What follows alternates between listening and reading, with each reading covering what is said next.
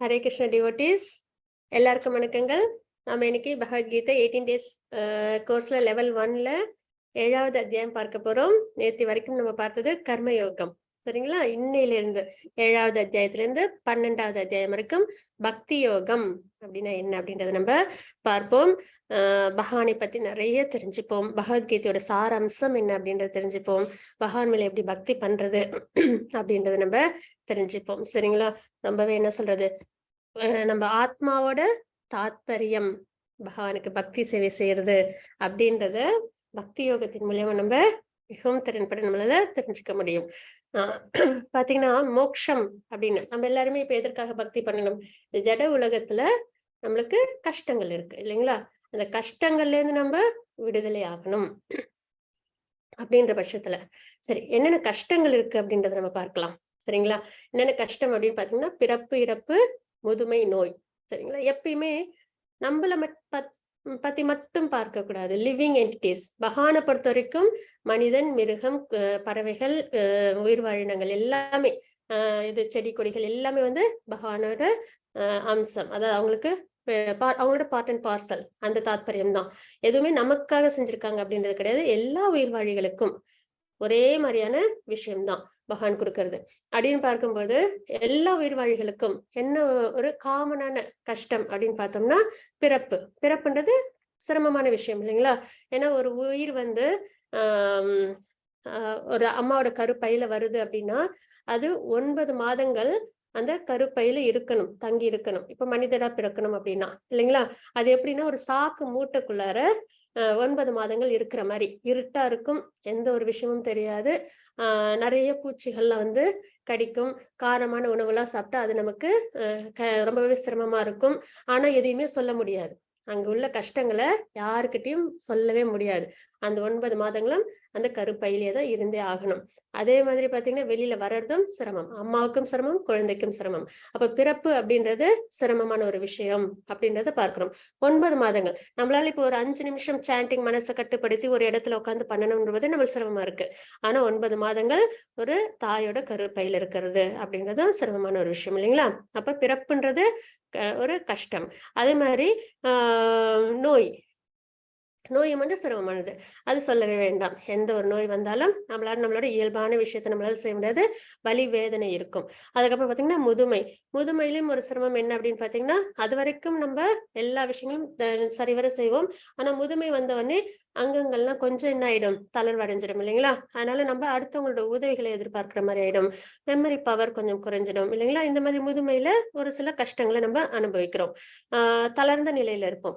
அதே வந்து இறப்பு அப்படின்றது அதுவுமே சிரமமானது. அதாவது வந்து அது 10,000 தேள் ஒரே சமயத்துல கொட்டுனா எவ்வளவு வலி இருக்குமோ அவ்வளவு வலி இருக்குங்களா இறக்கும் சமயத்துல. அதற்கப்புறம் இறந்ததற்கு அப்புறமும் இந்த ஆத்மா பயணப்படுற பாதைகள் இருக்கு இல்லைங்களா? அதுவும் வந்து ரொம்பவே ஈஸியான ஒரு விஷயம் கிடையாது.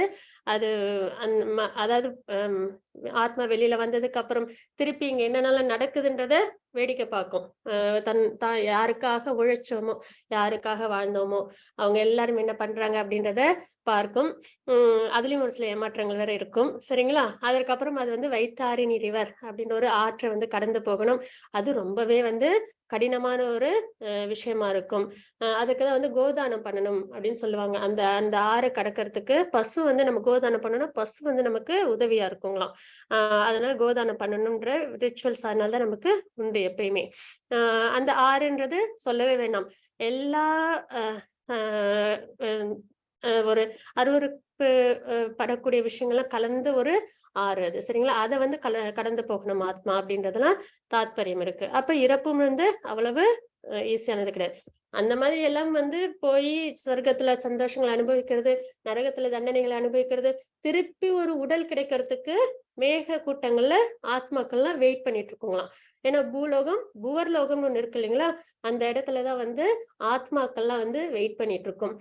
அந்த மழையில வந்து மழையோட கலந்து வந்து இதுல வந்து விழும், நிலத்துல வந்து விழும். அந்த பயிர்கள்ல தன்னை வந்து இணைச்சுக்கிட்டு யார் எடுத்துக்கிறாங்களோ அவங்களோட உடம்புக்குள்ளார போகும். அது வரைக்கும் அதற்கு ஒரு அதாவது தன்னோட கர்மத்திற்கும் தன்னோட ஆசைக்கும் தன்னோட குணத்துக்கும் ஏற்ற ஒரு உடல் கிடைக்கிறதுன்றது அவ்வளவு ஈஸியாவும் கிடைக்காது. அதற்காக வெயிட் பண்ணும். அப்ப பிறப்பு, முதுமை, நோய், இறப்பு. இது எல்லாமே சிரமமான ஒரு விஷயங்களா நம்ம பார்க்கிறோம். இது எல்லா லிவிங் என்டிட்டிக்கும். அதே மாதிரி பாத்தீங்கன்னா இன்னும் 3 விஷயங்கள் இருக்கு. என்னன்னா அதிபூதா, அதி ஆத்மா, அதி தெய்வா அப்படின்ற விஷயங்கள். அது என்ன அப்படின்னு பார்த்தோம்னா அதி ஆத்மா அப்படின்றது நம்மளே நம்மள கஷ்டப்படுத்திக்கிறது. அதாவது என்னன்னா 2 வகையில சிரமங்கள் நமக்கு. ஒண்ணு என்ன அப்படின்னு பாத்தீங்கன்னா உடல் ரீதியா வர சிரமங்கள். எல்லா உயிர்வாழிகளுக்கும் உடல்ல ஏதோ ஒரு நோய் இருக்கோ, இல்ல ஏதோ ஒரு பிரச்சனை இருக்கோ, சிரமம் ஏற்படுது இல்லைங்களா? அப்ப அவங்களால சரிவர சந்தோஷமா இருக்க முடியாது. அதே மாதிரி மனம், அவங்களோட மனம் இருக்கு இல்லைங்களா? அது அவங்களை எப்பயுமே என்ன பண்ணும்? நல்ல விஷயத்தை யோசிக்க விடாது. ஏதாவது பிரச்சனைகள், ஏதாவது கஷ்டங்கள் இருந்ததுன்னா, எங்கேயாவது அவமானப்பட்டோம். அத வந்து அடிக்கடி நினைவுல கொண்டு வந்து, சஞ்சலத்துக்குள்ளேயே கொண்டு வந்து வச்சுக்கிட்டே இருக்கும் இல்லைங்களா? மத்தவங்களால நம்மளுக்கு கிடைக்கிற சஞ்சலங்களை விட நம்மளோட மனத்தால் நமக்கு கிடைக்குது பாருங்க சஞ்சலங்கள். கிடைக்கிற விஷயம் கிடைக்காதவங்க போகும்போது ஏற்படுற வருத்தம், அந்த மாதிரி நிறைய விஷயங்கள் இருக்கு இல்லைங்களா? அதெல்லாமும் வந்து என்னது கஷ்டங்கள் இல்லைங்களா?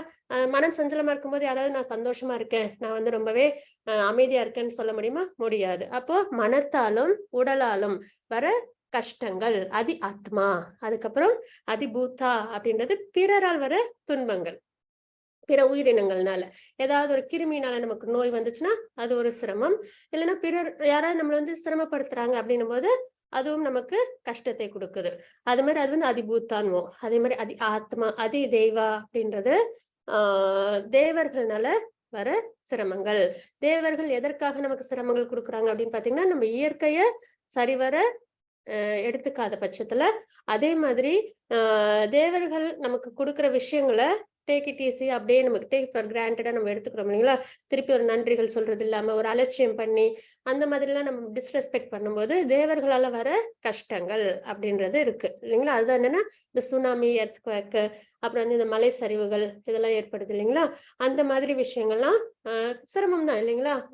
ஒரு வெள்ளப்பெருக்கு ஏற்படுது, இல்ல ஒரு சுனாமி வருது, இல்லை நிலநடுக்கம் ஏற்படுது, கஷ்டம் இல்லைங்களா? அப்போ இந்த கஷ்டங்கள் எல்லா உயிர்வாழிகளுக்கும் 7 வகையான துன்பங்கள் இந்த ஜட உலகத்துல இருக்கு அப்படின்றத நம்ம பார்க்கிறோம். இது தாண்டி தனிப்பட்ட கஷ்டங்கள்ன்றதெல்லாம் நம்மளோட கர்மாவை பொறுத்து. அது வந்து நம்மளோட கர்மா. அதை நம்ம என்ன கர்மா பண்ணோமோ அதற்கு ஏத்த மாதிரி நமக்கு வர இன்ப துன்பங்கள். அப்ப இவ்வளவு விஷயங்கள் உள்ள ஜட உலகம் இது. இதுல நம்ம என்ன பண்றோம்? நம்ம ரொம்ப சந்தோஷமா இருக்கோம் அப்படின்ற ஒரு நினைப்போடு இருக்கோம் இல்லைங்களா? அதுதான் வந்து இல்யூஷன் அப்படின்றது. சரி, நித்தியமான சந்தோஷமும் அமைதியும் எதுல கிடைக்கும்? பக்தி மார்க்கத்துல கிடைக்கும். ஏன்னா இவ்வளவு சிரமம் நம்மளுக்கு வந்தாலும் நம்ம எங்க போறோம்? கோயிலுக்கு போறோம். கோயிலுக்கு போய் பகவானை வழிபடும் பொழுது நமக்கு என்ன ஏற்படுது? அமைதியும் நம்பிக்கையும் ஏற்படுது இல்லைங்களா? சந்தோஷமும். அப்போ ஆத்மா சந்தோஷமா இருக்கும் பட்சத்துல மனிதன் அமைதியும், நித்தியமான அமைதியும், நித்தியமான சந்தோஷத்தையும் அடைய முடியும். அப்ப அப்படிப்பட்ட பக்தி சேவை அதை எப்படி பண்ணணும் அப்படின்றத நம்ம பக்தி யோகத்துல நம்ம தெரிஞ்சுக்க போறோம். சரி, யாருக்கு பக்தி பண்ணணும்? பகவானுக்கு பக்தி பண்ணணும். அப்போ பகவானை பத்தி தெரிஞ்சுக்கணும் இல்லைங்களா? எதற்காக பகவான்றதை நம்ம பார்த்தாச்சு. 6 ஆப்புலன்சஸ் இருக்கு பகவானுக்கு அப்படின்றத நம்ம பார்த்துட்டோம். இன்னும் நிறைய விஷயங்கள், ஏன்னா ஈஸ்வரா 5 சப்ஜெக்ட் மேட்டர்ஸ் இருக்கு அப்படின்னு பார்த்தோம் இல்ல பகவத்கீதையில. அதுல ஈஸ்வரா பகவானை பத்தி நிறைய தெரிஞ்சுப்போம். அப்பதான் பகவானோட நமக்கு ஒரு அந்யோன்யம் ஏற்படும். நம்மளுக்கு பகவான் ஒரு பரிச்சயமானவங்களா இருப்பாங்க. நம்ம அவங்களுக்கு பக்தி சேவை செய்யறது மிகவும் எளிதா இருக்கும். ஹரே கிருஷ்ணா. இன்னைக்கு நம்ம பார்க்க போறது ஞான விஞ்ஞான யோகம், முழுமையான அறிவு அப்படின்றத நம்ம பார்க்க போறோம். என்ன அப்படின்னு பாத்தீங்கன்னா நேத்திக்கு ஸ்லோகத்துல பகவான் என்ன சொல்லியிருந்தாங்க? பக்தி சேவையே சிறந்தது அப்படின்றத சொல்லி முடிச்சிருந்தாங்க இல்லைங்களா நேத்தி அத்தியாயத்துல. இன்னையிலேருந்து நம்ம பார்க்க போறது பக்தி யோகம். हरे कृष्ण ललिता माता जी, प्रणाम। मंगलाचरण वाचिलांगला? हरे कृष्णा माता जी। हरे कृष्ण। ओम अज्ञानतिमिरान्धस्य ज्ञानाञ्जनशलाकया चक्षुरुन्मीलितं येन तस्मै श्रीगुरवे नमः। श्रीचैतन्यमनोभीष्टं स्थापितं येन भूतले स्वयं रूपकदा मह्यं ददाति स्वपदान्तिकम्। वन्देऽहं श्रीगुरो श्रीयुतपदकमलं श्रीगुरून् वैष्णवां च श्रीरूपं साग्रजातं सगण रघुनाथान्वितं तं सजीवं सात्वैदं सावधूतं परिजनसहितं कृष्णचैतन्यदेवं श्रीराधाकृष्णपादान् सहगण ललिता श्रीविशाखान्वितां च। हे कृष्णा करुणा सिन्धो दीनबन्धो जगत्पते गोपेशा गोपिका कान्ता राधा कान्ता नमोस्तुते। तप्त कांचन गौरंगी राधे वृंदावनेश्वरी विषभानुसुते देवी प्रणमामि हरिप्रिये वाञ्छकल्पतरुभ्य च कृपा सिन्धुभ्य च पतितानां पावनेभ्यो वैष्णवेभ्यो नमो नमः। नमः ओं विष्णुपादाय कृष्णप्रेष्ठाय भूतले श्रीमते भक्तिवेदान्त स्वामिनिति नामिने। नमस्ते सरस्वती देवी गौरवाणी प्रसारिणे निर्विशेष शून्यवादी पश्चात्य देशधारिणे। जय श्री कृष्ण चैतन्य प्रभु नित्यानंद श्री अद्वैत गदाधर श्रीवासादि गौर भक्त वृंदा। हरे कृष्ण कृष्ण कृष्ण हरे हरे हरे राम राम राम हरे हरे। हरे कृष्ण कृष्ण कृष्ण हरे हरे हरे राम राम राम हरे हरे। हरे कृष्ण कृष्ण कृष्ण हरे हरे हरे राम राम हरे हरे। ओम नमो भगवते वासुदेवाय नमः। हरे कृष्णा माता जी। ஹரே கிருஷ்ண மாதாஜி, thank you so much. Hare Krishna. Hare Krishna devotees, நம்ம நேத்திக்கு அத்தியாயம் 6 பார்த்தோம். அதோட சுருக்கம் என்ன அப்படின்றத நம்ம பார்க்கலாம். அஷ்டாங்க யோகாவின் முன்னேறுதல், அது நம்ம பார்த்தோம். 6.1 to 6.9 வரைக்கும் சமபுத்தி விவஷ்யத்தை அப்படின்ற ஸ்லோகத்தின் மூலியமாக அஷ்டாங்க யோகாசனத்தின் நிலைகள் என்னென்ன அப்படின்றத பார்த்தோம். 6.10 இருந்து 6.32 வரைக்கும் ரகசிய சித்திதா அப்படின்ற ஸ்லோகத்தின் மூலியமாக ஏன் மனத்தை கட்டுப்படுத்துங்கள் 6.33 இருந்து 6.36 அபியாசனத்து கௌந்தேய அப்படின்ற ஸ்லோகத்தின் மூலியமா நம்ம பார்த்தோம். ரொம்ப முக்கியமான ஸ்லோகம் நம்ம இந்த இடத்துல பார்த்தோம். 6.34 அர்ஜுனன் நமக்கான ஒரு கேள்வியை கேட்டிருப்பாங்க. மனத்தோட தன்மையை சொல்லி கட்டுப்படுத்துறது மிகவும் சிரமம், அதுவும் அர்ஜுனர் கேட்டிருந்தாங்க. அதுதான் ஒரு விஷயம் நம்ம உன்னிப்பா கவனிக்க வேண்டியது. ஏன்னா அவங்க அவ்வளவு ஃபோக்கஸ்டு பர்சன். அப்படி இருந்தும் அவங்களுக்கே அது சிரமம் அப்படின்னும் போது நம்ம அதை உன்னிப்பா கவனிக்க வேண்டிய ஒரு விஷயம். அப்ப பகவானும் அதற்கான இன்ஸ்ட்ரக்ஷன்ஸ் நமக்கு கொடுத்திருந்தாங்க அர்ஜுனன் மூலியமா. அது என்ன கொடுத்திருந்தாங்க?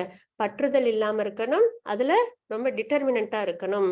இந்த கஷ்டங்களை கொடுக்கிற இந்த ஜட உலகத்தில் நம்ம என்ன பண்ணக்கூடாது? மிகுந்த பற்றுதலை வச்சுக்க கூடாது. அப்ப நம்ம யார் மேல பற்றுதலை வச்சுக்கணும்? பகவான் மேல நம்ம பற்றுதலை வச்சுக்கணும். அதுலயும் ரொம்ப டிட்டர்மினண்டா இருக்கணும் அப்படின்றத நம்ம தெரிஞ்சுக்கிட்டோம். இந்த இன்ஸ்ட்ரக்ஷன்ஸ் எல்லாருமே அவசியம் ஃபாலோ பண்ண வேண்டிய ஒரு விஷயம். தோல்வியுற்ற யோகின் இலக்கு என்ன அப்படின்றத 6.37 இருந்து 6.45 வரைக்கும் பார்த்தோம். சுஷினாம் ஸ்மிருதினாம் கேஹே அப்படின்ற ஸ்லோகத்தின் மூலியமாக பக்தி யோகம் மிக உயர்ந்த யோகா அப்படின்றத நம்ம 6.46 இருந்து 47 வரைக்கும் பார்த்தோம். யுக்த மனோ மதக அப்படின்ற ஸ்லோகத்தின் மூலியமாக அப்ப பக்தி யோகம் தான் இருக்கலே சிறந்தது அப்படின்னு சொல்லி பகவான் முடிச்சாங்க. இந்த அத்தியாயத்துல இருந்து நம்ம பார்க்க போறது பக்தி யோகம் 12வது அத்தியாயம் வரைக்கும். இன்னைக்கு நம்ம 7ஆம் அத்தியாயம் பார்க்க போறோம். அதுல என்ன இருக்கு அப்படின்னு நம்ம ஒரு சுருக்கம் பார்த்துடலாம். கிருஷ்ணரை பற்றிய அறிவின் மகிமை 7.1 இருந்து 7.3 வரைக்கும். கஷின் மாம் வேதி தத்வதக அப்படின்ற ஸ்லோகத்தின் மூலமாக பகவான் கிருஷ்ணர் ஆற்றல் பற்றிய அறிவு 7.4 இருந்து 7.12 வரைக்கும். பிரகிருதி மித்திமே பராம் அப்படின்ற ஸ்லோகத்தின் மூலமாக பகவான் கிருஷ்ணரிடம் சரணடைதல் 7.13 இருந்து 7.19 வரைக்கும். மாம் ஏவையே பிரபத்யந்தே அப்படின்ற ஸ்லோகத்தின் மூலமாக நம்ம தெரிஞ்சுக்கலாம். தேவ மற்றும் தேவி வழிபாடு 7.20 இருந்து 7.25 வரைக்கும். மழைவ விஹிதான் ஹிதான் அப்படின்ற ஸ்லோகத்தின் மூலமா நம்ம தெரிஞ்சுக்கலாம். என்னென்ன இன்ஸ்ட்ரக்ஷன்ஸ் நம்மளுக்கு பகவான் கொடுத்திருக்காங்கன்றத நம்ம ஸ்லைட்ஸோட பார்க்கலாம். ஹரே கிருஷ்ணா. லலிதா மாதாஜி 7.1. हरे कृष्णा. ओम श्री परमात्मने नमः. अथ सप्तमोऽध्यायः ज्ञान विज्ञान योगः. श्री भगवान् उवाच मय्यासक्तमना पार्थ योगं युज्यन्मदाश्रयः असंशयं समग्रं मां यथा ज्ञास्यसि तत् शृणु. हरे कृष्णा. ஹரே கிருஷ்ண மாதாஜி, தேங்க்யூ சோ மச். புருஷோத்தமரான முழுமுதற் கடவுள் கூறினார், பிருத்தாவின் மகனே, என்னிடம் பற்றுதல் கொண்ட மனத்துடன் என்னை பற்றி முழு உணர்வில் யோகத்தை பயில்வதன் மூலம் என்னை நீ எவ்வாறு சந்தேகமின்றி முழுமையாக அறிந்து கொள்ளலாம் என்பதை இனி கேட்பாயாக அப்படின்றத பகவான் குறிப்பிட்டிருக்காங்க. சரிங்களா? என்னிடம் பற்றுதல் கொண்ட மனத்துடன், மனம் அதுதான் நம்ம மெயினா கவனிக்க வேண்டிய ஒரு விஷயம். ஏன்னா அதுதான் நண்பன் இல்லைன்னா எதிரி அப்படின்றத நம்ம நேத்திக்கு அத்தியாயத்திலே பார்த்தோம் இல்லைங்களா? அப்ப மனத்தை நம்ம நண்பனா ஆக்கிக்கணும். நமக்கு நன்மைகள் என்னென்ன உண்டோ அதன் மேலே அதை பற்றுதல் கொண்டு வர்றதுக்கு நம்ம பழக்கப்படுத்தணும் அப்படின்னு தான் ரொம்ப முக்கியமான ஒரு விஷயம். அப்படிப்பட்ட சஞ்சலமுள்ள மனதை நம்ம யார் மேல நம்ம என்கேஜ் பண்ணணும் பகவான் மேல. சரிங்களா? என்னிடம் பற்றுதல் கொண்ட மனதுடன் என்னை பற்றிய முழு உணர்வில் யோகத்தை பயில்வதன் மூலம் என்னை நீ எவ்வாறு சந்தேகமின்றி முழுமையாக அறிந்து கொள்ளலாம் என்பதை இனி கேட்பாயாக. தட்சுனு அப்படின்ற ஒரு வார்த்தை இங்க இருக்கு இல்லைங்களா? இது ரொம்பவே முக்கியமான விஷயம். பக்தியில நம்ம நல்லபடியா ப்ராக்ரஸ் ஆகணும், ஆன்மீகத்துல நல்ல ஒரு வளர்ச்சி முன்னேற்றம் நமக்கு கிடைக்கணும் அப்படின்னா ஸ்ரவணம். சரிங்களா? நிறைய கேட்கணும், நிறைய பகவானை பத்தி கேட்க கேட்க நம்ம கிட்ட இருந்த சந்தேகங்கள் போகும், நம்ம கிட்ட உள்ள அந்த பாபங்கள்லாம் செஞ்சிருப்போம் இல்லைங்களா, அதெல்லாம் குறைஞ்சு போகும். அப்போ நம்மளுக்கு பகவான் மேல பக்தி ஏற்படும். அதனால நம்ம ஸ்பிரிச்சுவலா நல்லபடியா ப்ராக்ரஸ் ஆகும் அப்படின்றதான் தாத்பரியம். இது ரொம்ப ஒரு சாதாரணமான விஷயம் கிடையாது. ஏன்னா 5 புலன்கள் இருக்கு நமக்கு அப்படின்றத நம்ம பார்க்கிறோம் இல்லைங்களா. அதுல எது ரொம்பவே வந்து சென்சிட்டிவான ஒரு புலன் அப்படின்னு பாத்தீங்கன்னா காது, கேட்கிற திறன் தான். எதனால அப்படின்னு பாத்தீங்கன்னா, ஆழ்ந்த உறக்கத்துல நம்ம இருக்கும்போதும் நம்ம நம்ம ஒரு சத்தம் கேட்டுதான் நம்ம எந்திரிக்கிறோம் இல்லைங்களா. யாரோ நம்மள கூப்பிடணும், இல்லைன்னா ஏதோ ஒரு சத்தம் கேட்டு நம்ம அலாரம் சத்தம் இந்த மாதிரி ஏதாவது கேட்டுதான் நம்ம விழிக்கிறோம். மற்ற புலன்களை விட ஆழ்ந்த உறக்கத்துல இருக்கும்போதும் ரொம்பவே ஆக்டிவா சென்சிட்டிவா இருக்கிறது கேட்கும் திறன் தான். அப்போ கேட்கறதுன்றது ரொம்பவே முக்கியமான விஷயம். அப்படி சென்சிட்டிவான கேட்கிற விஷயத்த நம்ம யாருக்காக நம்ம பயன்படுத்தணும்? பகவானை பற்றி கேட்கறதுக்கு நம்ம பயன்படுத்தணும் அப்படின்றத இங்க தாத்பரியம். ஏன்னா நம்மளோட ஆன்மீகத்துல பகவான் வந்து பிரம்மாவுக்கு வந்து உபதேசங்கள் கொடுத்தாங்க. பிரம்மா வழியா பரம்பரை 4 பரம்பரையில அது வந்து அப்படியே என்ன ஆகுது, 4 பரம்பரைக்கு பகவான் கொடுத்தாங்க. அது அப்படியே வந்து வளர்ச்சி அடையுதுன்றதை பார்க்கிறோம் இல்லைங்களா. வேற எந்த சாதனமும் கிடையாது, கேட்கறது தான்.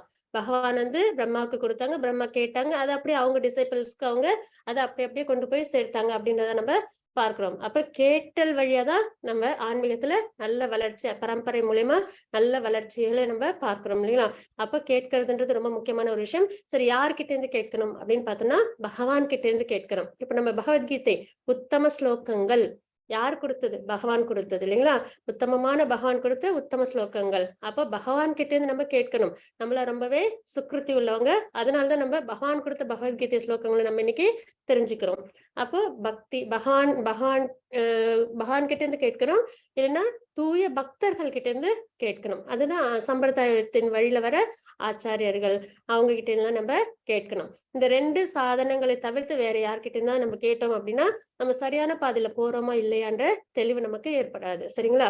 அப்போ பகவான் கிட்ட இருந்து இல்லைன்னா தூய பக்தர்கள் கிட்ட இருந்து நம்ம கேட்கணும். அப்போ கேட்கும்போது என்ன ஆகும், நம்மளோட இதயத்துல இருக்கிற பரமாத்மா பகவான் எல்லாரோட இதயத்திலும் இருக்கிறாங்க இல்லைங்களா, அவங்களுக்கு நம்ம கேட்கணும் அப்படின்ற அந்த ஒரு இன்ட்ரெஸ்ட் இருக்குன்றது தெரிய வருது இல்லைங்களா. அப்ப அவங்க என்ன பண்ண ஆரம்பிச்சிருவாங்க, அதற்கு ஏதுவான வழிகளை அவங்களே நமக்கு ஏற்படுத்தி கொடுப்பாங்க. சரிங்களா. நமக்கு ஒரு தடவை பகவான் மேல இஷ்டம் இருக்கு அப்படின்றது பகவானுக்கு தெரிஞ்சிருச்சு, இதயத்துல உள்ள பகவானுக்கு பரமாத்மாவுக்கு தெரிஞ்சிருச்சுன்னா அதற்கப்புறம் அவங்க நம்மள விட மாட்டாங்க. என்ன பண்ணுவாங்க, நிறைய அதற்கு ஏதுவான விஷயங்கள், ஸ்பிரிச்சுவல் ப்ராக்ரஸ்க்கு ஏதுவான விஷயங்களை பகவான் நமக்கு கொடுப்பாங்க. அப்ப ஃபர்ஸ்ட் என்ன ஆகும், கேட்க கேட்க நம்ம கிட்ட உள்ள இந்த பாபங்கள் நம்மளை விட்டு தொலைஞ்சு போகும். அதுக்கப்புறம் நம்ம கிட்ட உள்ள சந்தேகங்கள் நம்மளை விட்டு நீங்கி போகும். சரிங்களா. அதற்கப்புறம் நம்ம கிட்ட பகவான் மேல ஒரு நல்ல நம்பிக்கை ஏற்படும். நம்ம பக்தியில நம்ம நிலைச்சு செழிச்சு வருவோம் அப்படின்றத நீங்க தாத்பரியம். அப்ப கேட்கறதுன்றது ரொம்ப சாதாரணமான ஒரு விஷயம் கிடையாது. அதுதான் நம்மளோட ஆதாரமே. சரிங்களா. ஆன்மீக வளர்ச்சியில இருக்கிறதுல. ஹரே கிருஷ்ண மத்தாஜி 7.2. சத்தம் போட. ஞானம் தேகம் சவிஜானம் இதம் வக்ஷ்யாம்ய சேஷதः யஜ்ஞாத்வா நேஹ பூயோன்யத் ஞாதவ்யமவசிஷ்யதே. ஹரே கிருஷ்ணா. ஹரே கிருஷ்ண மத்தாஜி. தற்போது சாதாரண அறிவையும் தெய்வீக அறிவையும் நான் உனக்கு முழுமையாக அறிவிக்கின்றேன். இதனை அறிந்த பின் நீ அறிய வேண்டியவை எதுவும் இருக்காது அப்படின்றத பகவான் இந்த ஸ்லோகத்துல நமக்கு குறிப்பிடுறாங்க. சரிங்களா. போத் இந்த ஜட உலகத்திற்கு சம்பந்தப்பட்ட விஷயமும் ஆன்மீக உலகத்திற்கு சம்பந்தப்பட்ட விஷயமும் பகவான் நமக்கு இன்ஸ்ட்ரக்ஷன்ஸ் கொடுப்பாங்க அப்படின்றதான் நம்ம பார்க்கிறோம். 2 தான் இருக்கு, ஒண்ணு ஜட உலகம், இன்னொன்னு ஆன்மீக உலகம். இது 2 தாத்பரியத்தையும் நம்ம தெரிஞ்சுக்கிட்டோம்னா நம்மளோட தாத்பரியம் தெரிய வரும். நம்மளோட தாத்பரியம் தெரிஞ்சு பகவானோட தாத்பரியம் தெரிஞ்சுன்னா நம்ம அல்டிமேட் கோல் என்ன அப்படின்றது நம்மளால ஈஸியா புரிஞ்சுக்கிட்டு நம்ம சந்தேகங்களை, நம்ம அறியாமை மாயை நம்மளை விட்டு போய் நம்ம பகவானை அடைய முடியும். மத்தது 7.3. மனுஷ்யாணாம் சகஸ்ரேஷு கஷ்சித்யததி சித்தயே யததாமபி சித்தானாம் கஷ்சின் மாம் வேத்தி தத்வதः. ஹரே கிருஷ்ணா. மாதாஜி. 1000 மனிதர்களில் யாரேனும் ஒருவன் பக்குவமடைய முயற்சி செய்யலாம். அவ்வாறு பக்குவம் அடைந்தவர்கள் கூட யாரேனும் ஒருவனை என்னை உண்மையாக அறிகின்றான் அப்படின்றத இந்த ஸ்லோகத்துல நம்ம தெரிஞ்சுக்கிறோம். சரிங்களா? நிறைய இந்த மேரத்தான் ரேஸ் இருக்கு இல்லைங்களா?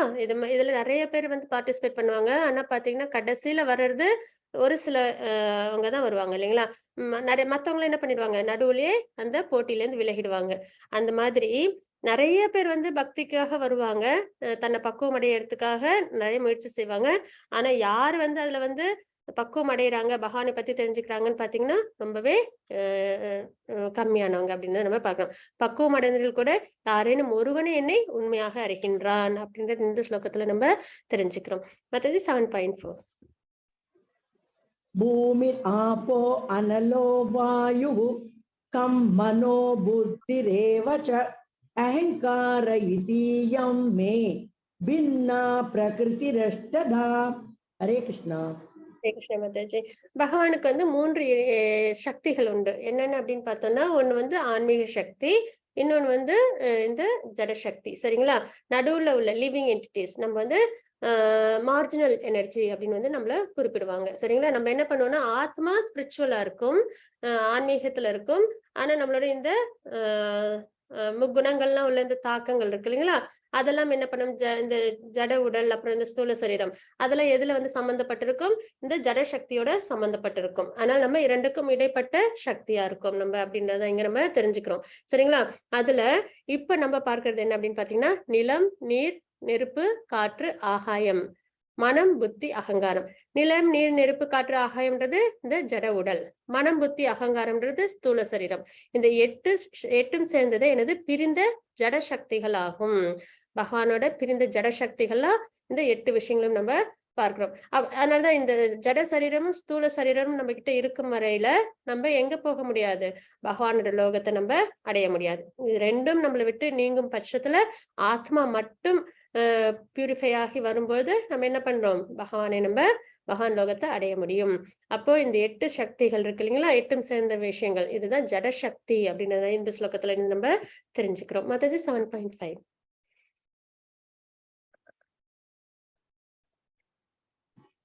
अपरेयमितस्त्वन्यां प्रकृतिं विद्धि मे परां जीवभूतां महाबाहो य एदं धार्यते जगत्. हरे कृष्णा. ஹரே கிருஷ்ண மாதாஜி. பலம் பொருந்திய புயங்களை உடைய அர்ஜுனா, இதற்கு அப்பால் என்னுடைய உயர்ந்த சக்தி ஒன்று உள்ளது. இந்த தாழ்ந்த ஜட இயற்கையினை தனது சுயநலத்திற்காக உபயோகப்படுத்தக்கூடிய ஜீவாத்மாக்களை அது உள்ளடக்கியதாகும் அப்படின்னு நம்ம பார்க்கிறோம். அப்ப ஜட சக்தின்றது இந்த 8 விஷயங்களும் சேர்ந்ததுன்றதை பார்த்துட்டோம். இதற்கு மேல ஒரு உயர்ந்த சக்தி இருக்கு. அது என்ன அப்படின்னு பார்த்தோம்னா, ஜீவாத்மா, ஆத்மாக்கள். சரிங்களா? அது என்ன பண்ணுது, இந்த தாழ்ந்த ஜட இயற்கையினை தனது சுயநலத்திற்காக உபயோகிக்கக்கூடிய ஜீவாத்மாக்கள் அப்படின்றத பார்க்கிறோம்.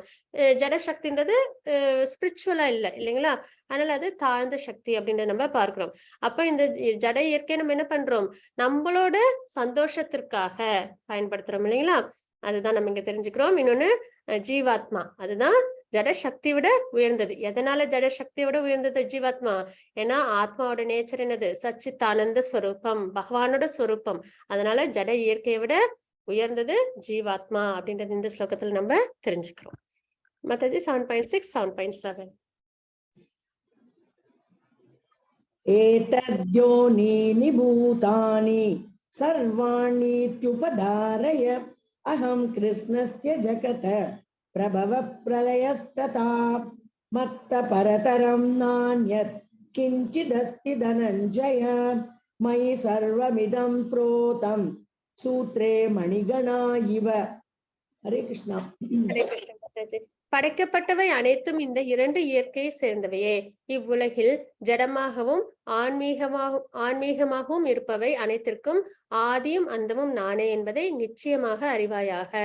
அது இந்த ஸ்லோகத்துல நம்ம என்ன தெரிஞ்சுக்கிறோம், படைக்கப்பட்டவை அனைத்தும், எந்த ஒரு வஸ்து இந்த ஜட உலகத்துல இருந்தாலும் இந்த 2 இயற்கையை சேர்ந்தது.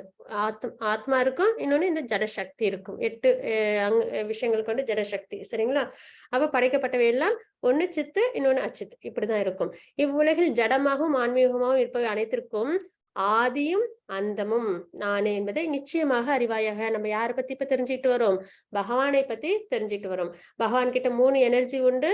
ஒண்ணு ஆன்மீக சக்தி, இன்னொன்னு ஜடசக்தி, இன்னொன்னு ஜீவாத்மா அப்படின்றத நம்ம பார்க்கிறோம். ஜீவாத்மா நடுவுல உள்ளது. எதனால அப்படின்னு பார்த்தோம்னா, நம்ம கிட்ட ஆத்மா ஸ்பிரிச்சுவலா இருக்கும், ஆன்மீகத்தோட இருக்கும், ஆன்மீக சக்தியோட சார்ந்திருக்கும். அதே இந்த சரீரம் இருக்கு இல்லைங்களா, ஸ்தூல சரீரமும் ஜட சரீரமும், அது இந்த உலகத்தை சார்ந்திருக்கும், ஜட சக்தியை சார்ந்திருக்கும் அப்படின்னு பார்க்கிறோம். ஆனா இது எல்லாமே யார்கிட்ட இருந்து வெளியில வருது? பகவான் கிட்ட இருந்து தான் வரோம். நம்ம பகவானுடைய திருமேனில இருந்து உருவாகிறோம். அப்புறம் மறுபடியும் அனிகிலேஷன் ஆகும்போது, கிரியேஷன் ஆகும்போது பகவானுடைய திருமேனில இருந்து வெளியில வரோம். மறுபடியும் அனிகிலேஷன் ஆகும்போது என்ன பண்றோம்? பகவானுடைய திருமேனில ஐக்கியமாகிறோம் அப்படின்றத நம்ம இங்க தெரிஞ்சுக்கிறோம். அதனாலதான் ஆதியும் அந்தமும். அது மாதிரி பிறப்பு அப்படின்றது ஒண்ணு வந்துருச்சு இல்லைங்களா? அப்போ இப்ப நம்ம எல்லாரும் ஜீவாத்மாக்கள் இருக்கிறோம். அப்போ ஆதி பகவான் கிட்ட இருந்து வந்திருக்கோம்.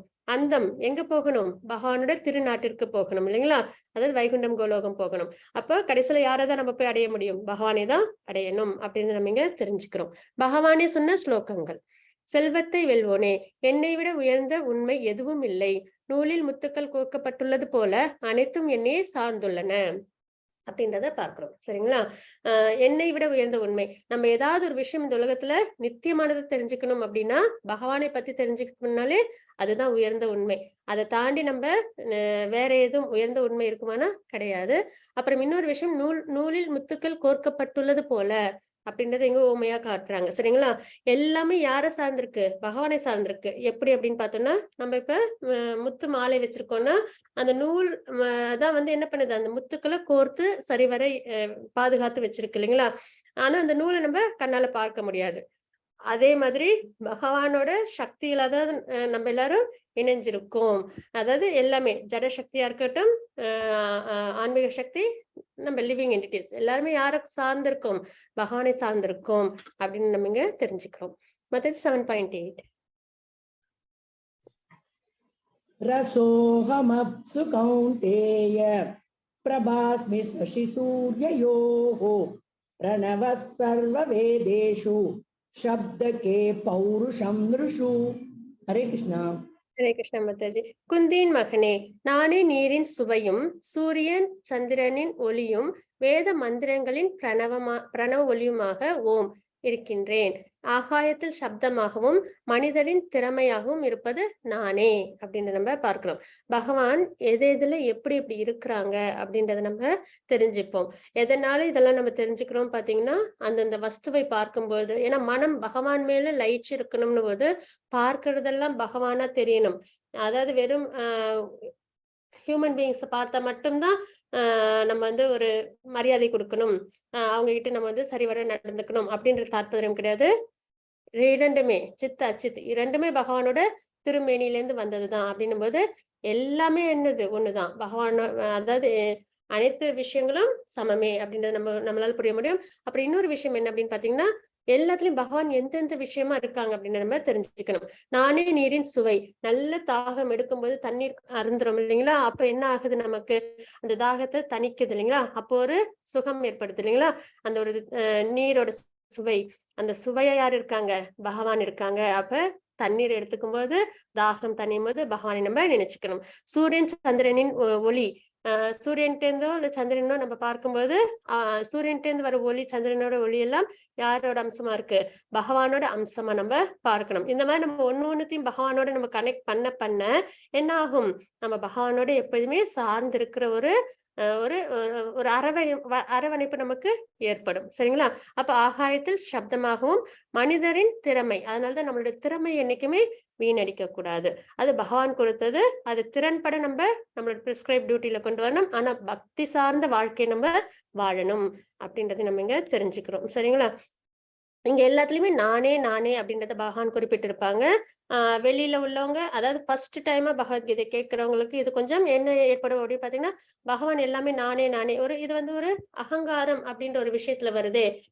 எல்லாத்தையும் அகங்காரம் இருக்கக்கூடாதுன்னு பகவான் சொல்றாங்களே, ஆனா எல்லாத்துலயும் நான் தான் பிரதானமா இருக்கேன் அப்படின்றது பகவான் சொல்றாங்களே அப்படின்ற ஒரு எண்ணம் வந்து ஏற்படும் முதல் தடவையா பகவத்கீதை கேட்கும் பொழுது. அப்போ அந்த மாதிரி நிலையில இருக்கும்போது எந்த புரிதல்ல நம்ம இதை கேட்கணும்ன்றத ஆச்சாரியர்கள் விளக்கியிருக்காங்க அப்படின்னு பாத்தீங்கன்னா, பொதுவா இஷ்கான்ல தெளிவு கொடுப்பாங்க அப்படின்னு பாத்தீங்கன்னா, ஒரு கம்பெனியோட முதலாளி இருக்காங்க அப்படின்னா, அவங்க கிட்ட போய் நீங்க இந்த கம்பெனில என்னவா இருக்கீங்கன்னு கேட்டா அவங்க என்ன சொல்லுவாங்க? முதலாளியா தான் இருக்கேன். நான் தான் இந்த கம்பெனியோட முதலாளி அப்படின்னு சொல்லுவாங்க இல்லைங்களா? அப்போ அவங்க வந்து உண்மைய சொல்றாங்க. அவங்க வந்து அகங்காரத்துல சொல்லல. நான் தான் இந்த கம்பெனியோட முதலாளி அப்படின்னு சொல்லும்போது, அது அகங்காரத்துல சொன்னதா எடுத்துக்க மாட்டோம். அதுதான் உண்மை இல்லைங்களா? இல்ல இப்படி சொன்னா நான் தான் இந்த கம்பெனியோட முதலாளின்னு சொன்னா, என்ன வந்து அகங்காரம் உள்ளவன நினைச்சுப்பாங்கன்னு சொல்லிட்டு, நான் கடைநிலை தொழிலாளி அப்படின்னு வந்து சொல்ல மாட்டாங்க இல்லைங்களா? அந்த தாத்பரியம் தான். பகவான் எந்த விஷயம்லாம் சொல்றாங்களோ, அதெல்லாம் உண்மை அப்படின்ற அந்த பட்சத்துல தான் நம்ம வந்து பகவத்கீதை எடுத்துக்கணும் அப்படின்ற அந்த தாத்பரியத்துல புரிஞ்சுக்கும்போது, நம்மளுக்கு ஒரு டீவியேஷன் ஏற்படாது. அர்ஜுனர் எந்த மனநிலையில் பகவத்கீதை எடுத்துக்கிட்டாங்களோ, அந்த மனநிலையில நம்மளாலையும் உள்வாங்கிக்க முடியும் அப்படின்றத நம்ம இங்க தெரிஞ்சுக்கிறோம். அப்புறம் இந்த லிஸ்ட்ல பாத்தீங்கன்னா, ஒரு ஸ்லோகங்கள்ல எப்படி பகவான் வந்து எதுல என்னவா இருக்காங்க. இது எதனால நம்ம தெரிஞ்சுக்கணும்னா, அப்பதான் நமக்கு பகவானோட நித்தியமான சம்பந்தம் உள்ளதை நம்மளால உணர முடியும். அப்ப தண்ணீர்ல சுவையா, சூரியன் சந்திரனை பார்க்கும்போது அதுல ஏற்படுற ஒளி இருக்கு இல்லைங்களா? அந்த ஒளியா, வேத மந்திரத்தோட ஓம் அப்படின்ற சப்தம், ஈத்தர் ஒளி, மனிதன் திறமை, பூமி மனம், தீ வெப்பம், உயிரினங்கள் வாழ்க்கை, அனைத்து சந்நியாசிகள் அவங்க கிட்ட உள்ள தவம், அனைத்து இருப்புக்கள், அசல் விதை, புத்திசாலி நுண்ணறிவு, சக்தி வாய்ந்த மனிதர்களுள் வலிமை, வலுவான, சரிங்களா? அந்த மாதிரி உள்ள விஷயங்கள் அதுலயும் வலிமை. அப்புறம் மத கொள்கைகளுக்கு முரணானது அல்ல அப்படின்னு உள்ள செக்ஸ் வாழ்க்கை. இது எல்லாத்துலயும் பகவான் இருக்காங்க அப்படின்னு நம்ம எடுத்துக்கிறோம். மத்தது 7.12.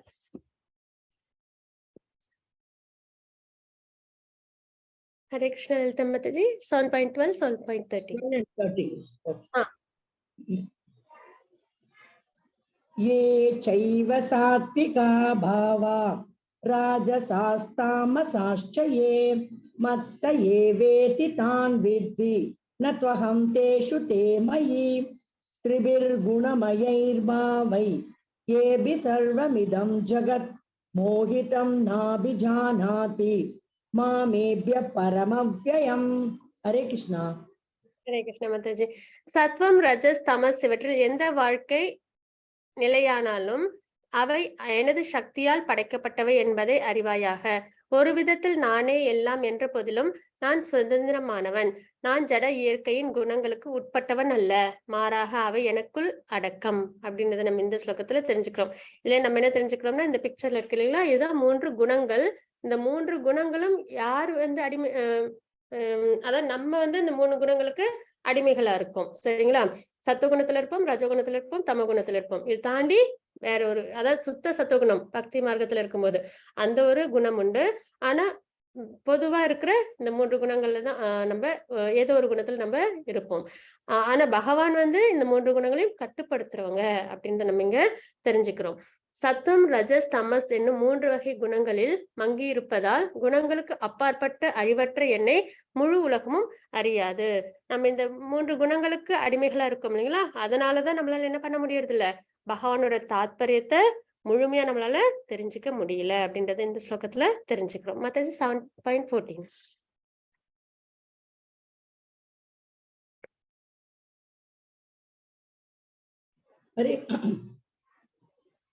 देवी हेषा गुणमयी मम माया दुरत्यया मामेव ये प्रपद्यन्ते मायामेतां तरन्ति ते. हरे कृष्णा.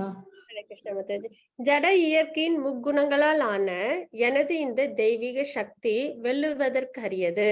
இந்த 3 குணங்கள் நம்ம பார்க்கிறோம் இல்ல, சத்துவகுணம், ரஜகுணம், தமோகுணம். ஏன்னா நம்ம எந்த ஒரு நிலையிலும் நம்ம என்ன பண்ணுவோம், இந்த 3 குணத்துல ஒரு குணத்துலதான் நம்ம இருப்போம். சரிங்களா? அப்படின்னும் போது இந்த 3 குணங்கள் ஜட இயற்கை அதுவும் தெய்வீகமானது. எதனால அப்படின்னு பார்த்தோம்னா, பகவான் கிட்ட இருந்தா அந்த ஜட இயற்கையும் வந்திருக்கு. இப்ப சூரியன் கிட்ட இருந்தா சூரிய ஒளி வந்திருக்கு இல்லைங்களா?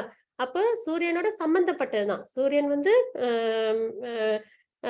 இது கடவுள் அப்படின் போது அந்த ஒளியும் என்னது சூரியன் கிட்ட வரும்போது அதுக்கும் தெய்வீகத்தன்மை உண்டு அப்படின்னு நம்ம தெரிஞ்சுக்கிறோம் இல்லைங்களா? அது மாதிரி பகவான் கிட்டே இருந்து வந்த எந்த ஒரு விஷயமும் உயர்ந்த விஷயம்தான். அப்படின்னும் போது ஜட இயற்கையின் முக்குணங்களால் ஆன எனது இந்த தெய்வீக சக்தி வெல்லுவதற்கரியது. இத வந்து நம்ம ஓவர் கம் பண்ணி வெளியில வர்றதுன்றது ரொம்பவே கஷ்டமான ஒரு விஷயம்.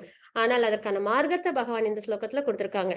என்னிடம் சரணடைந்தோர் இதனை எளிதில் கடக்கலாம். இந்த ஜட உலகத்துல இருக்கிற வரைக்கும் இந்த முக்குணங்கள்ல ஒரு குணத்துல நம்ம இருந்துகிட்டே தான் இருப்போம். ஆனா யாரால இந்த முக்குணத்துல இருந்து வெளியில வர முடியும்? பக்தி மார்க்கத்துல பகவான் கிட்ட சரணம் அடையும் போது மட்டுமே நம்ம இந்த முக்குணத்துல இருந்து வெளியில வர முடியும் அப்படின்ற தாத்பரியத்தை நம்ம இந்த ஸ்லோகத்துல தெரிஞ்சுக்கிறோம். மத்தது 7.15. ஆ. न मां दुष्कृतिनो मूढा प्रपद्यन्ते नराधमाः माययापहृतज्ञाना आसुरं भावमाश्रिताः. हरे कृष्णा. ஹரே கிருஷ்ண மாதாஜி. சற்றும் அறிவற்ற மூடர்களும் மனிதரின் கடைநிலையோரும் மாயையால் அறிவு கவரப்பட்டவர்களும் அசுரரின் நாத்திக தன்மையை ஏற்றவர்களுமான துஷ்டர்கள் என்னிடம் சரணடைவதில்லை. 4 பேர் யாரு பகவான்கிட்ட சரணடையறது இல்ல அப்படின்றது இந்த ஸ்லோகத்துல நம்ம பார்க்கிறோம். ஏன்னா இந்த ஸ்லோகத்துல என்ன பார்த்தோம்? முக்குணங்கள்ல இருந்து நம்ம வெளியில வரணும்னா பகவான்கிட்ட சரணம் அடையணும் அப்படின்றத நம்ம பார்த்தோம். ஆனா அதுல யாரெல்லாம் வந்து பகவான்கிட்ட சரணமடைய விருப்பப்பட மாட்டாங்க அப்படின்றத இந்த ஸ்லோகத்துல நம்ம பார்க்கிறோம். அவங்க யார் யாரு அப்படின்னு பாத்தீங்கன்னா துஷ்கிருதினோ, அதாவது நாத்திகர்கள். சரிங்களா? அறிவாளிகளா இருப்பாங்க, ஆனா மாயையில சிக்கி கொண்டவங்களா இருப்பாங்க அப்படின்னு நம்ம இங்க பார்க்கிறோம். பகவான் ஒருத்தவங்க கிடையாது, சாஸ்திரம்னு ஒண்ணு கிடையாதுன்றது அவங்களோட கொள்கையா இருக்கும்.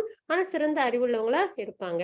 அதற்கப்புறம் பாத்தீங்கன்னா மூடா, அவங்க யாரு அப்படின்னு பாத்தீங்கன்னா ஒரு புல்கட்டு கிடைப்பதற்காக ஏன் கழுதை மிகவும் கடினமாக உழைக்க வேண்டும்? முட்டாள்தனம் இல்லையா? சிலர் ஆன்மீக வாழ்க்கைக்கு நேரம் இல்லாமல் பொருளீட்ட மிகவும் கடினமாக உழைக்க வேண்டி உள்ளது. உண்மையில் அவர்கள் சாப்பிடவோ அல்லது தூங்கவோ நேரமில்லை அப்படின்னு நம்ம இங்க தெரிஞ்சுக்கிறோம்.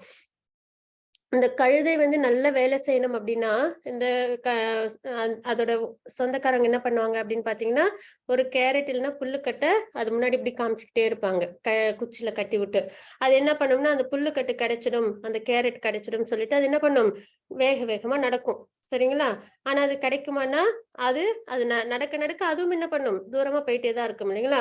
கடைசியில அந்த எல்லா வேலையும் அதுகிட்ட வாங்கிட்டு அப்புறமா என்ன பண்ணுவாங்க, அந்த ஒரு புல்லுக்கட்டோ கேரட்டோ அதுக்கு கொடுப்பாங்க இல்லைங்களா? ஆனா அது அதுக்காக எவ்வளவு உழைச்சது, ரொம்பவே உழைச்சது இல்லைங்களா? அந்த மாதிரி ஒரு சிலவங்க என்ன பண்ணுவாங்கன்னா பொருள் சேகரிக்கிறதுக்காக தன்னோட வாழ்க்கையை முழுமையா பயன்படுத்திப்பாங்க. ஆன்மீகத்துல வர்றதுக்கு நாட்டமே இருக்காது, அதுல அவங்களுக்கு ஒரு ஆர்வமும் இருக்காது. அந்த அளவுக்கு அவங்க வந்து உழைப்பிலேயே அவங்க சாப்பிட தூங்க கூட நேரம் இல்லாம உழைச்சுக்கிட்டே இருப்பாங்க. ஆனா போகும்போது ஏதாவது நித்தியமா எடுத்துட்டு போக போறோமா, கிடையாது இல்லைங்களா? அப்படின்ற ஒரு தாத்பரியம் புரியாம முழு நேரமும் அவங்க ஆன்மீகத்துல வர நாட்டம் கூட இல்லாம உழைப்பிலே அவங்க வாழ்க்கையை செலவு பண்ணுவாங்க. அதுக்கப்புறம் பாத்தீங்கன்னா மனித இனத்தின் தாழ்ந்தவர் அப்படின்றதுல இது வந்து நராதமா அப்படின்றவங்க நம்ம பார்க்கிறோம். சரிங்களா? அதுல பாத்தீங்கன்னா ஜஹாய் மதாய் அவங்களோட கதைகளை நம்ம வந்து பார்க்கலாம். இவங்களும் எப்படி இருப்பாங்க அப்படின்னு பாத்தீங்கன்னா நல்ல ஒரு சோசியல், அப்புறம் வந்து இந்த பொலிட்டிக்கல் அந்த விஷயத்துல ரொம்ப சாதுரியமா இருப்பாங்க. ஆனா வந்து என்ன ஆயிடும்னா ஆன்மீகத்துல மட்டும் அவங்களுக்கு ஒரு தொய்வு ஏற்பட்டுரும். சரிங்களா? ஆக்சுவலா இவங்க பாத்தீங்கன்னா ரொம்ப பிராமணர்களா தான் இருந்தவங்க இவங்க. ஆனா சிலர் தவறான பழக்கத்துக்கு அடிமையாகி பக்தி சேவையில அவங்க ஈடுபடாம போயிட்டாங்க. அப்ப என்ன ஆகும், சைத்தன்ய மகாபிரபு நாம சங்கீர்த்தனம் பண்றதுக்காக அவதாரம் பண்ணியிருந்தாங்க இல்லைங்களா? அப்போ நித்யானந்த பிரபு அவங்க என்ன பண்ணாங்க, எல்லாருக்கும் வந்து நாம சங்கீர்த்தனத்தை கொண்டு போய் சேர்க்கறதுக்காக வீதியில எல்லாம் வந்து எல்லாருக்கிட்டையும் அவங்க வந்து நாம சங்கீர்த்தனத்தை பத்தி உபதேசம் பண்ணிட்டு இருந்தாங்க. அப்ப இந்த ஜஹாய் மதாய் அவங்க கிட்டயும் சொல்லும் போது அவங்க என்ன பண்ணிட்டாங்க, அவங்க நினைவு தப்பிய நிலையில இருந்ததுனால அவங்க என்ன பண்ணிட்டாங்க, சரியான நிலைப்பாட்டுல இல்லாதனால நித்யானந்த பிரபு அவங்க கஷ்டப்படுத்திடுறாங்க. இத பார்த்த உடனே எப்பயுமே சைத்தன்ய மகாபிரபு யாரு, கிருஷ்ணரோட அவதாரம் இல்லைங்களா? அப்ப அவங்களுக்கு எப்பயுமே பகவானுக்கு என்ன ஆகும், தன்னை யாரும் சிரமப்படுத்தினா கூட அவங்க மன்னிச்சிருவாங்க. ஆனா தன்னோட பக்தர்களை சிரமப்படுத்தினா அவங்களுக்கு தாங்காது இல்லைங்களா? அப்ப அவங்க என்ன பண்றாங்க, நித்யானந்த பிரபு அவங்க கஷ்டப்படுத்தினோடனே பகவான் வந்து சுதர்சனத்தை எடுக்கிறாங்க. அப்ப நித்யானந்த பிரபு பக்தர்களோட அடையாளம் என்ன, யாரையும் வந்து அவங்க பழி வாங்கணும், கஷ்டப்படுத்தணும்ன்ற எண்ணம் இல்லாம இருப்பாங்கன்னு நம்ம பார்க்கிறோம். அப்ப அவங்க என்ன பண்றாங்க, இல்ல நம்ம இங்க நாம சங்கீர்த்தனம் பண்றதுக்காக நம்ம இந்த அவதாரத்துல ஈடுபட்டிருக்கோம். இங்க வந்து ஆயுதம் எடுக்கக்கூடாது. பக்தி சேவை எப்படி பண்றதுன்றதா நம்ம சொல்லிக் கொடுக்க வந்திருக்கோம்ன்றத குறிப்பிட்டு சொல்லுவாங்க. உடனே சைத்தன்ய மகாபிரபுவும் மன்னிச்சு விட்டுருவாங்க. இதெல்லாம் ஜகாய் மாதாய் பார்த்துட்டே இருப்பாங்க. அப்ப அவங்களுக்கு என்ன ஏற்படும்? அவங்களுக்கு பக்தி ஏற்படும் அப்படின்றத பார்க்கிறோம். சரிங்களா? நார்மலா இப்ப இவங்களுக்கு அந்த பக்தியோட தன்மை புரிய வந்தது, அதனால அவங்க பக்தர்களானாங்க. ஆனா அந்த மாதிரி தாத்பரியம் புரியாம இருக்கும்போது அவங்க என்ன ஆயிடுறாங்க? பக்தி செயல ஈடுபடாம இருந்துடுறாங்க அப்படின்றத பார்க்கிறோம். அதுக்கப்புறம் பாத்தீங்கன்னா ஆசுரபாவம். அப்படி அது வந்து என்ன அப்படின்னு பாத்தீங்கன்னா, உதாரணம் பாத்தீங்கன்னா இந்த அசுரர்கள்லாம் இருக்காங்க இல்லைங்களா, தான் தான் கடவுள் அப்படின்றத நிலைநாட்டுறதுல ரொம்பவே தீவிரமா இருப்பாங்க. இரண்யகசிபு, ராவணன் இவங்கெல்லாம் வந்து தன்னையே எல்லாரும் வழிபாடு பண்ணணும், தான் தான் ரொம்ப பலமானவங்க அப்படின்றதுல ரொம்பவே குறிப்பு இது உன்னிப்பா இருப்பாங்க அப்படின்றத பார்க்கிறோம். அதுல ராவணன் தான் அசுரர்களே ரொம்ப சிறந்தவன் அப்படின்னு நம்ம பார்க்கிறோம். சரிங்களா? உலகை வெல்ல விரும்புவார்கள் அப்படின்னு நம்ம பார்க்கிறோம். மத்தது 7.16. चतुर्विधा भजन्ते मां जना सुकृतिनोऽर्जुन आर्तो जिज्ञासुरर्तार्थी ज्ञानी च भरतर्षभ. हरे कृष्णा. மத்தஜி பரதர்கள் சிறந்தவனே, 4 விதமான நல்லோர் எனக்கு தொண்டு புரிகின்றனர். துயருற்றோர், செல்வத்தை விரும்புவோர், கேள்வியுடையோர், பூரணத்தின் அறிவை தேடுவோர் என்பவர் அவர்கள் அப்படின்றத பார்க்கிறோம். சரிங்களா? நம்ம என்ன பார்த்துட்டு இருக்கோம்? பகவானோட சக்திகள் பார்த்துட்டு இருக்கோம். அதுல ஜட சக்தி, அது முக்குணங்களான ஆனது. அதுல யார் இருக்கும்? ஜீவாத்மா சிக்குண்டு இருக்கும். அப்போ அதனால நம்ம கஷ்டங்களை அனுபவிச்சுட்டு இருக்கோம் அப்படின்றத பார்க்கிறோம். அப்போ நம்ம அதுல இருந்து வெளியில வரணும்னா பகவான் கிட்ட சரணம் அடையும் பொழுதே நம்மளால இந்த முக்குணங்கள்ல இருந்து நம்மளால வெளியில வர முடியும்ன்றது இந்த ஸ்லோகத்துல பார்த்துட்டோம். அப்ப யாரெல்லாம் பக்தி சேவைக்கு வரமாட்டாங்கன்றத நம்ம இந்த ஸ்லோகத்துல பார்த்தோம். இந்த ஸ்லோகத்துல யாரு 4 பேர் பக்தியில ஈடுபடுவாங்க அப்படின்றத பார்க்க போறோம். சரிங்களா? துயருற்றோர், செல்வத்தை விரும்புவோர், கேள்வியுடையோர், பூரணத்தின் அறிவை தேடுவோர் அப்படின்றத பார்க்கிறோம்.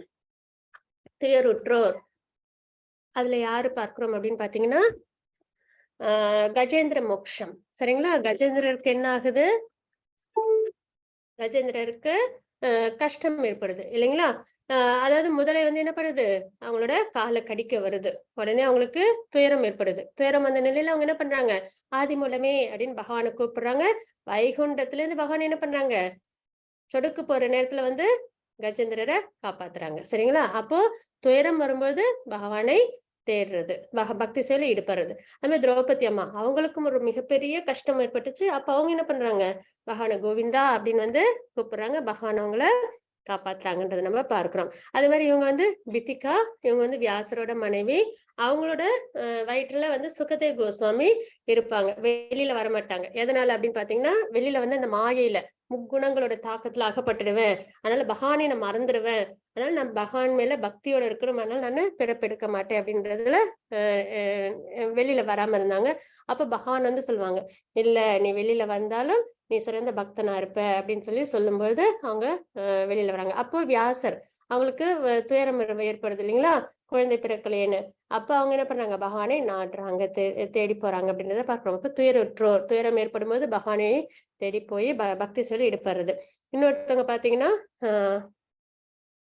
கேள்வியுடையோர் அப்படின்றத பார்க்கிறோம். சரிங்களா?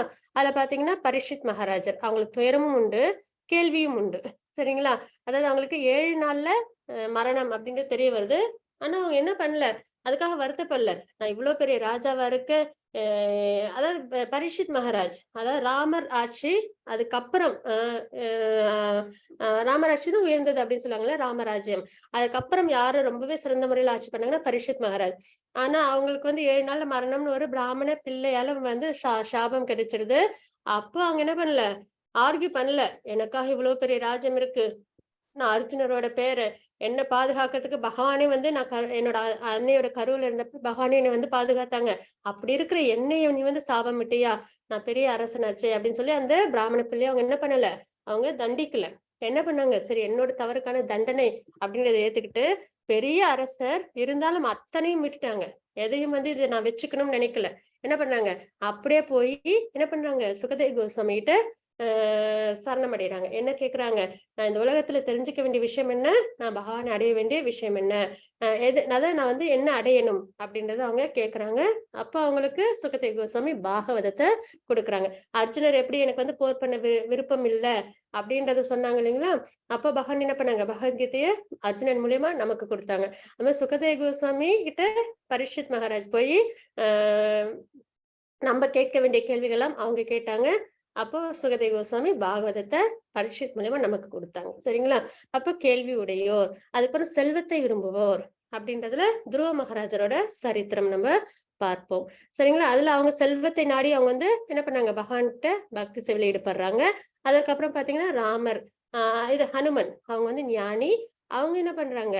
பகவானை பத்தி நிறைய தெரிஞ்சுக்கணும், பகவானுக்கு சேவை பண்ணணும் அப்படின்ற தாத்பரியத்துல அவங்க பக்தி சேவையில் ஈடுபடுறாங்க.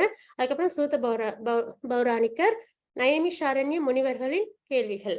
அது நைமிஷாரண்ய முனிவர்கள் இருக்கிறாங்க இல்லைங்களா? அவங்களும் வந்து பாகவதத்துல வந்து நிறைய கான்வர்சேஷன்ஸ் வரும். அதுல பாத்தீங்கன்னா இந்த சூத பௌராணிக்கர் அவங்களோட அவங்க கிட்ட வந்து இந்த நைமிஷாரண்ய முனிவர்கள் அவங்க வந்து கேள்விகள் நிறைய கேட்பாங்க. அப்ப கேள்வியுடையோர் அதற்கான எக்ஸாம்பிளா நம்ம இங்க பார்க்கிறோம். சரிங்களா? அப்ப துயருற்றோர், கேள்வி உடையோர், செல்வத்தை விரும்புவோர், அப்புறம் ஞானிகள், இவங்கெல்லாம் பகவான் கிட்ட சரணம் அடைவாங்க அப்படின்றத தெரிஞ்சுக்கிறோம். அடுத்தது 7.17.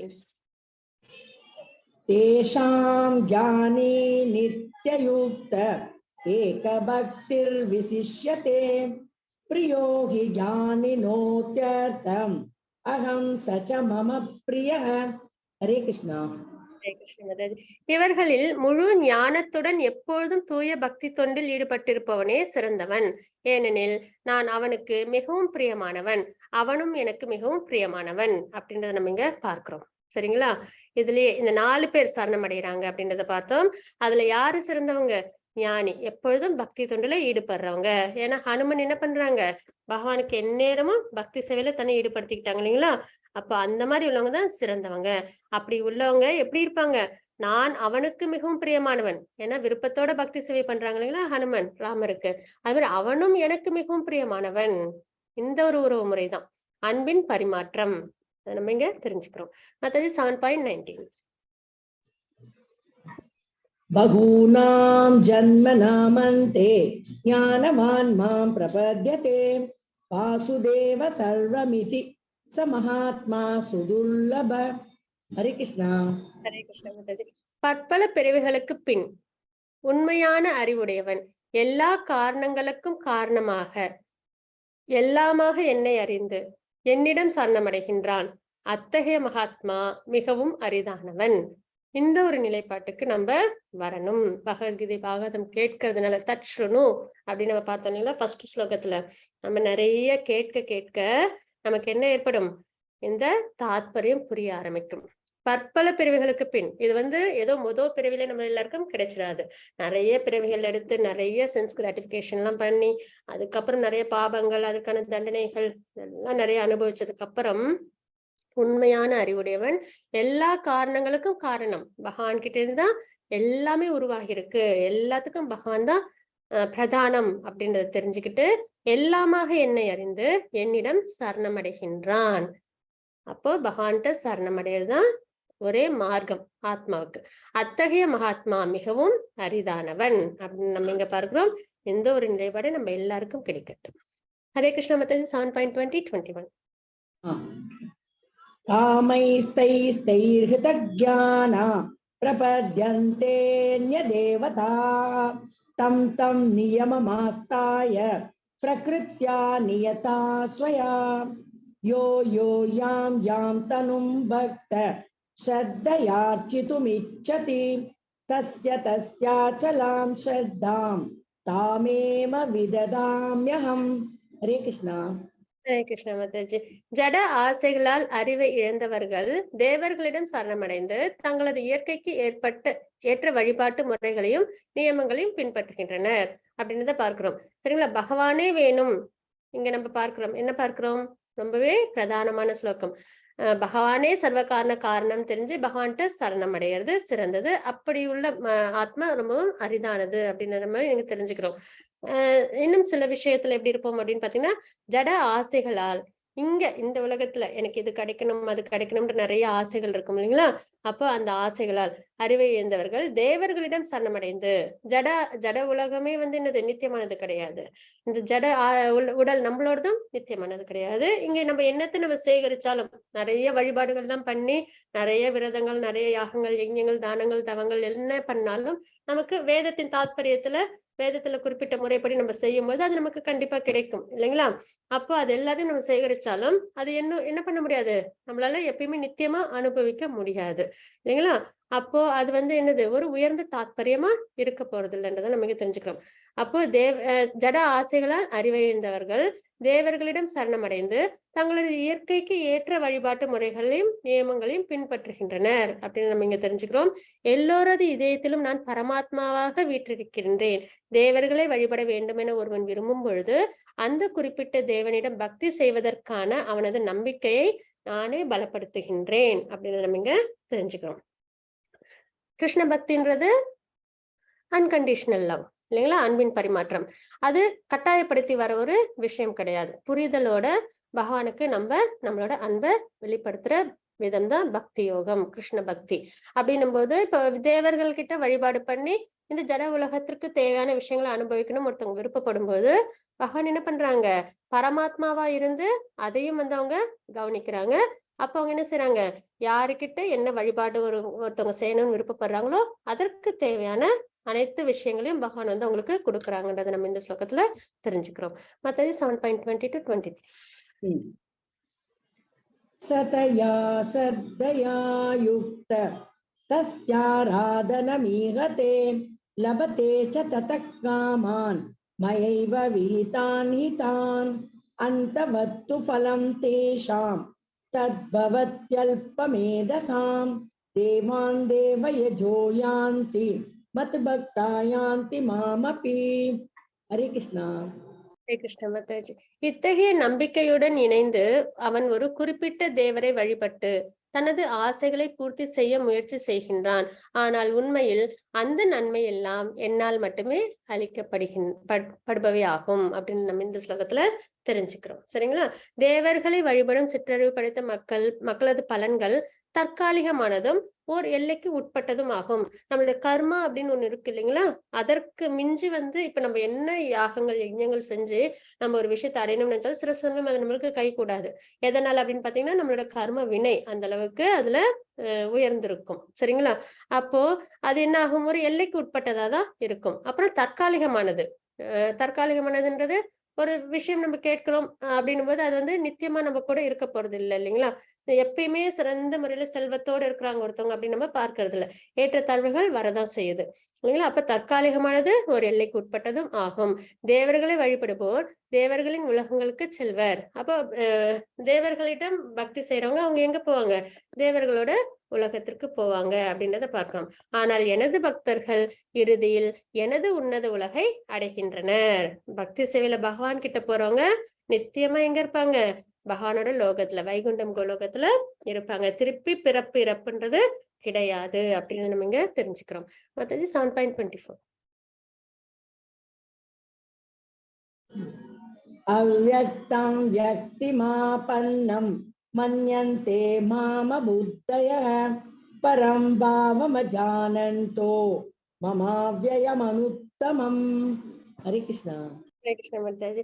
என்னை பக்குவமாக அறியாத அறிவற்ற மனிதர்கள் கிருஷ்ணர் எனப்படும் பரமபுருஷ பகவானாகிய நான் முன்னர் அருவமாக இருந்ததாகவும் தற்போது உருவத்தை ஏற்றிருப்பதாகவும் எண்ணுகின்றனர்.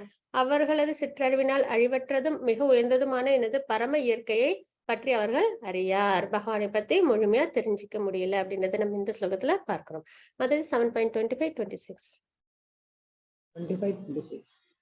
நாஹம் பிரகாசம் சர்வஸ்ய யோகமாயா சமாவ்ருதः மூடோயம் நாபிஜானாதி லோகோ மாமஜமவ்யயம் வேதாஹம் சமதீதானி வர்த்மானானி சார்ஜுன பவிஷ்யானி ச பூதானி மாம் து வேதன கஷ்சன. ஹரே கிருஷ்ணா.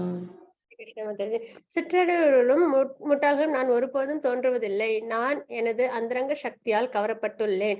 எனவே நான் பிறப்பற்றவன் அழிவற்றவன் என்பதை இவர்கள் அறிவதில்லை. பகவான் ரியலைசேஷன், பகவானை பத்தி முழுமையா தெரிஞ்சுக்கிட்டு பகவானுக்கு பக்தி சேவை செய்யாம வேற இந்த ஜட உலகத்தில் உள்ள ஆசைகள்ல தன்னை ஈடுபடுத்தி இருக்கிறாங்க இல்லைங்களா? அப்படிப்பட்டவங்களுக்கு பகவான் என்ன பண்றது இல்ல, தன்னை அடையாளம் காண்பிக்கிறது இல்ல அப்படின்றத நம்ம இங்க பார்க்கிறோம். அர்ஜுனா, முழுமுதற் கடவுளான நான் கடந்த காலத்தில் நடந்தவை, தற்போது நடப்பவை, இனி நடக்கப் போகிறவை அனைத்தையும் அறிவேன். நான் எல்லா ஜீவாத்மாக்களையும் நன்கறிவேன். ஆனால் என்னை அறிந்தவர் யாரும் இல்லை அப்படின்னு நம்ம இங்க பார்க்கிறோம். சரிங்களா? எல்லாரையும் பகவானுக்கு தெரியுது.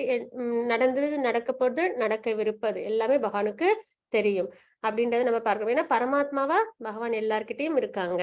ஆனால் என்னை அறிந்தவர் யாரும் இல்லை அப்படின்னு இந்த ஸ்லோகத்துல நம்ம பார்க்கிறோம். அப்ப பகவானை பத்தி நிறைய நம்ம தெரிஞ்சுக்கணும், பகவானோட வைபவங்களை தெரிஞ்சுக்கணும். அது 7.28. ஈஷாம் த்வந்தகதம் பாபம் ஜனானாம் புண்ணிய கர்மணாம் தே த்வந்த்வ மோக நிர்முக்தா பஜந்தே மாம் திருடவ்ரதாக. ஹரே கிருஷ்ணா. ஹரே கிருஷ்ண மாதாஜி. முற்பிறவியிலும் இப்பிறவியிலும் புண்ணிய செயல்களில் ஈடுபட்டு எவர்களது பாப விளைவுகள் முழுமையாக ஒழிக்கப்பட்டு விட்டதோ, எவர்கள் மயக்கத்தின் இருமையிலிருந்து பூர்ணமாக விடுபட்டுள்ளார்களோ அவர்களே எனது பக்தி தொண்டில் மன உறுதியுடன் ஈடுபடுவர் அப்படின்னு இந்த ஸ்லோகத்துல தெரிஞ்சுக்கிறோம். சரிங்களா?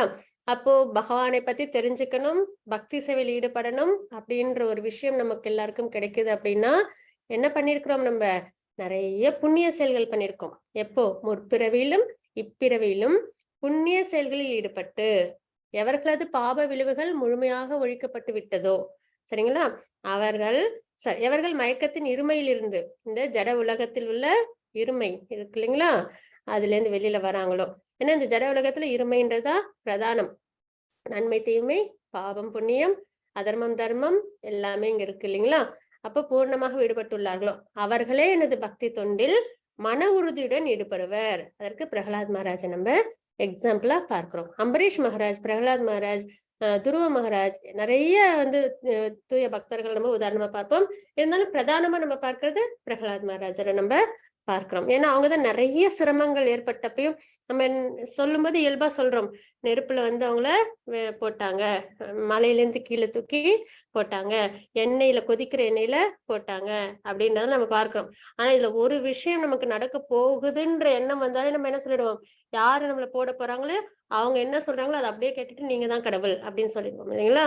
அந்த அளவுதான் நம்மளோட நம்பிக்கை இருக்கும் இல்லைங்களா? ஆனா சின்ன குழந்தை, 5 வயது குழந்தை என்ன பண்ணாங்க, அவங்க என்ன ஒரு கஷ்டத்தையும் அவங்க என்ன பண்ணாங்க, அவ்வளவு பயங்கரமான கஷ்டம் இல்லைங்களா? இவ்வளவு கஷ்டம்லாம் வேணாம், நமக்கு ஒரு விஷயம் கிடைக்கணும் இந்த உலகத்துல அப்படின்னா அதுக்கு என்ன தேவையோ அதை நம்ம அப்படியே செஞ்சிருவோம் இல்லைங்களா? ஆனா அதுக்குதான் இந்த பாகவதம் இதெல்லாம் நம்ம நிறைய படிக்கணும், அதுவும் அந்த அர்த்தத்தோட படிக்கணும். பிரகலாத் மகாராஜ்னா அவங்களோட சரித்திரத்தை படிச்சா அவங்களோட மன உறுதி எப்படி இருக்கு, அவங்களோட நம்பிக்கை எப்படி இருக்கு அப்படின்றத நம்ம தெரிஞ்சு படிக்கும் பொழுதுதான், அதை நம்ம உள்வாங்கும் பொழுது அது நம்ம வாழ்க்கையில எவ்வளவு கஷ்டங்கள் வந்தாலும் பகவான் மேல் நம்பிக்கையோட இருக்கணும், பக்தி சேவையில ஈடுபடணும் அப்படின்ற மார்க்கத்திலே நம்ம போகும்போது எந்த இடத்துலயும் அவங்க என்ன யோசிக்கவே இல்லை, பகவான் நம்மளை காப்பாத்துவாங்களா மாட்டாங்களா அப்படின்ற ஒரு சந்தேகம் வரவே இல்லை. 5 வயது குழந்தை இல்லைங்களா? அப்ப அந்த ஒரு தாத்பரியத்தோட புரிஞ்சு நம்மளும் பக்தியில ஈடுபடும் போது சிறந்த ஒரு நிலையை நம்மளாலும் அடைய முடியும். அப்போ எனது பக்தி தொண்டில் மன உறுதியுடன் ஈடுபடுவர் அப்படின்றத நம்ம இந்த ஸ்லோகத்துல பார்க்கிறோம். மத்தது 7.30. சாதி பூதாதி தெய்வம் மாம் சாதி யஜ்ஞம் ச ஏ விதுஹு பிரயாண காலேபி ச மாம் தே விதுர்யுக்த சேதசஹ. ஓம் தத்சதிதி ஸ்ரீமத் பகவத் கீதாசு உபனிஷத்சு ब्रह्म विद्यायां योग शास्त्रे श्री कृष्णार्जुन संवादे ज्ञान विज्ञान योगो नाम सप्तमोऽध्यायः. सर्वं कृष्णार्पणमस्तु. हरे कृष्णा माताजी. हरे कृष्ण माताजी. Thank you so much. हरे कृष्ण माताजी. 7.30 இந்த ஸ்லோகத்துல பகவான் என்ன குறிப்பிட்டிருக்காங்கன்றத பார்க்கலாம். பௌதீக தோற்றம், தேவர்கள் மற்றும் எல்லாவித யாகங்களை ஆள்பவனும் பரம புருஷனாகவும் என்னை அறிந்து என்னை பற்றிய உணர்வுடன் இருப்பவர்கள், பகவானோட உணர்வுல இருக்கிறவங்க. சரிங்களா? ஏன்னா நம்ம இன்னைக்கு பார்த்தோம்ல, நீரில் சுவை, நெருப்பில் வெப்பம், சூரியன் சந்திரனில் உள்ள ஒளி, இந்த மாதிரி நம்ம பார்க்கறதெல்லாம் பகவானை நம்ம நினைக்கும் பொழுது, உணரும் பொழுது பகவானோட உணர்வுலயே நம்மளால இருக்க முடியும். இதையும் தாண்டி நம்மளுடைய இதயத்துல பகவான் பரமாத்மாவா இருக்கேன் அப்படின்றதையும் பகவத்கீதை ஸ்லோகத்திலே நிறைய இடத்துல குறிப்பிட்டிருக்காங்க இல்லைங்களா? உத்தம ஸ்லோகங்கள் பகவானே சொன்ன ஸ்லோகங்கள். அதுல நமக்கு இது வேற யாரும் இது சரியானது அப்படின்றத நிலைநிறுத்தணும்ன்ற அவசியம் இல்லை இல்லைங்களா?